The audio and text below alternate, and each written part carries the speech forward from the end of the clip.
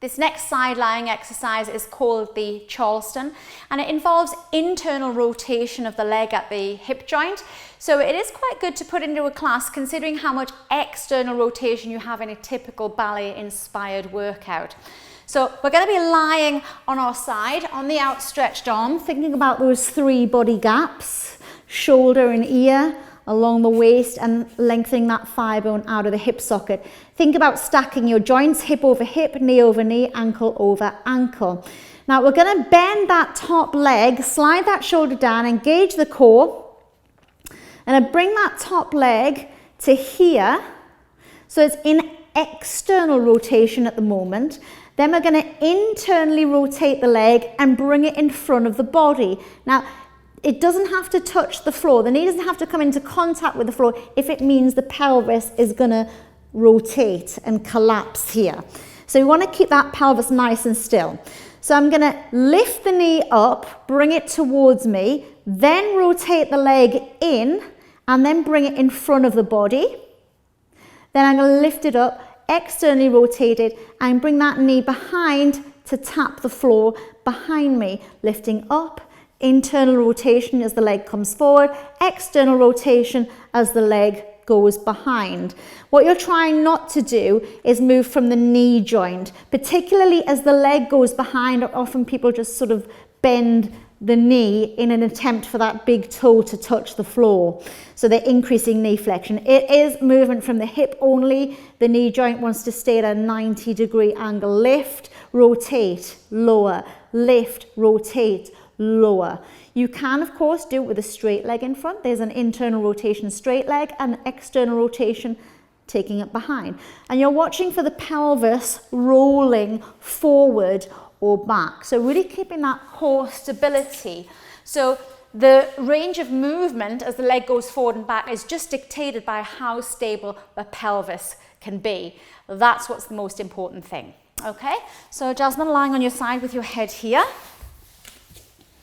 So remember, some clients are better at external rotation and some are better at internal rotation. Some are good at both if they're fortunate. I'm just going to bring Jasmine's feet back so that they're in alignment with her hip, and just bring that hip forward. Shoulder is down, fingers along, core is engaged, zipping up that tight pair of jeans. Now she's going to bend the top knee as if she's going to, that's it, she's in external rotation. Don't have the knee so far back that it starts to pull the pelvis back. So get those headlamps shining forward. So the big toe here. Now she's going to increase hip flexion, not knee flexion, and bring the knee in.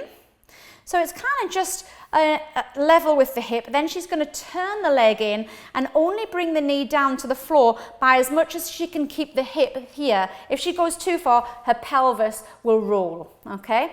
And then she lifts the knee up again. So the knee is directly above the hip, externally rotates the leg and taps the big toe behind without changing this angle. So without doing this, because I often see people bringing that heel in towards the butt in an attempt to touch the floor. Turn the leg in, and at the same time really wake up that bottom leg, pushing out through that leg and lifting up. Knee comes in and then taps behind. Knee comes in and turns in, taps in front. Lift up, tap behind, lift up, turn in, tap in front. Let's try that with the leg straight. So we're going to flex the foot, turn the leg in, tap the floor, or as close to the floor as we can get, bend the knee, and tap behind. Lift up, straighten the leg, turn in, tap forward, like a big arc. Turn out and tap behind. Stretch up. So different variations on that theme. This exercise can also be done propped up on the elbow. And as well as just lying down on that outstretched arm. But I like to put this one into a class just because the amount of external rotation in a ballet workout is a lot, and it's nice to counterbalance that with some internal rotation, working the opposite muscle group. Remember, internal rotators are your tensor fascia lata, gluteus, med, and min.